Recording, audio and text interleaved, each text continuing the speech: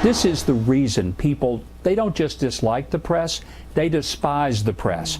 And this kind of contemptuous and condescending story on the part of Time magazine is at the zenith of what people are disgusted by. They don't get it. People are supporting Donald Trump not because he's going to go and kowtow to Washington, is because he's going to go and he's going to disrupt it. And it is long past since needing a major disruption. As only he can, former Arkansas Governor Mike Huckabee slamming Time magazine over an article called Trump's War on Washington. There's the cover.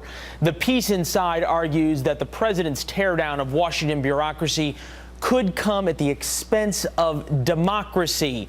To talk about it, syndicated radio host Leslie Marshall and former Massachusetts Senator Scott Brown, both Fox News contributors, and we're glad to have you here. Happy Friday.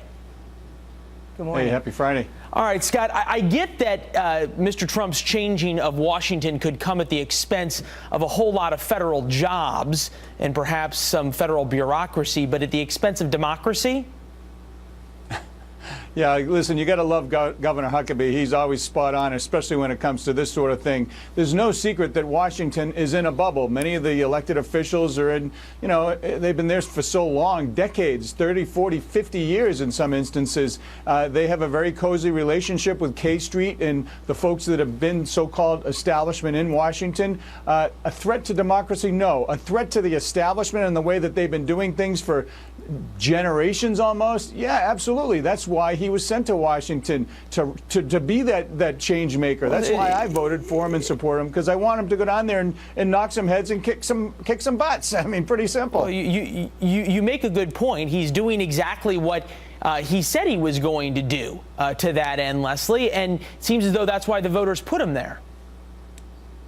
Well, actually, a lot of Trump supporters are changing their support of people who voted for Trump because, some of them will say, hey, I voted for you to create jobs, but I didn't vote for you to reduce the Coast Guard or to dismiss or to reduce FEMA funding or to reduce other federal programs that many in the United States benefit from. You just said, Leslie, create jobs. February's job numbers came in today, 235,000 jobs. Unemployment rate now down to 4.7%.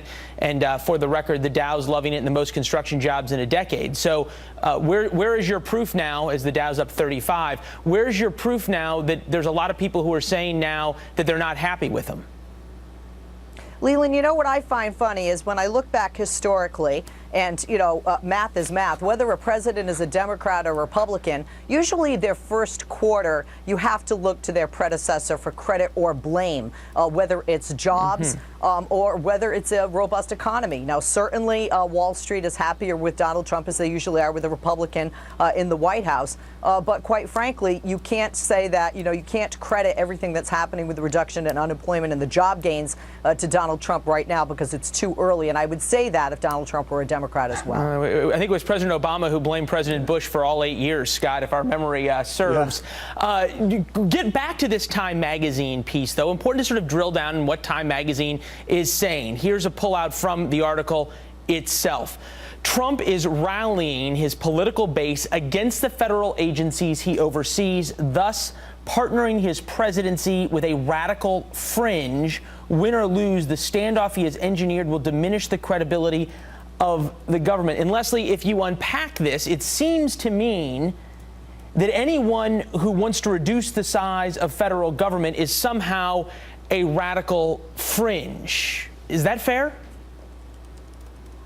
Well, I think it's one interpretation. That's not how I read it or how I see it. To Governor Huckabee's point, the country is very split. I mean, approximately half support what the president is doing. Approximately half of the 46% that voted in this past election support him and those policies, but half don't.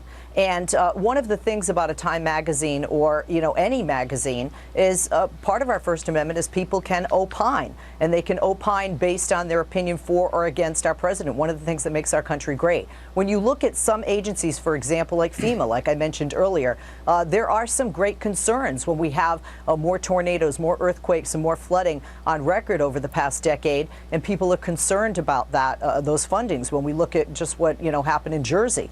just a couple of years ago. So I think there is some merit to that idea that it's not the dismantling of the federal government. Some of the freedoms people see when they see maybe reporters being kept out or being escorted out. There are a lot of things not just being different and draining a swamp, but people that are concerned about their constitutional rights being trampled on. We're now mixing so many situations, Scott. But it's some level sort of back to this idea of the media taking on Donald Trump and Donald Trump's supporters, yourself included, hitting back at what you could conceivably call the mainstream media.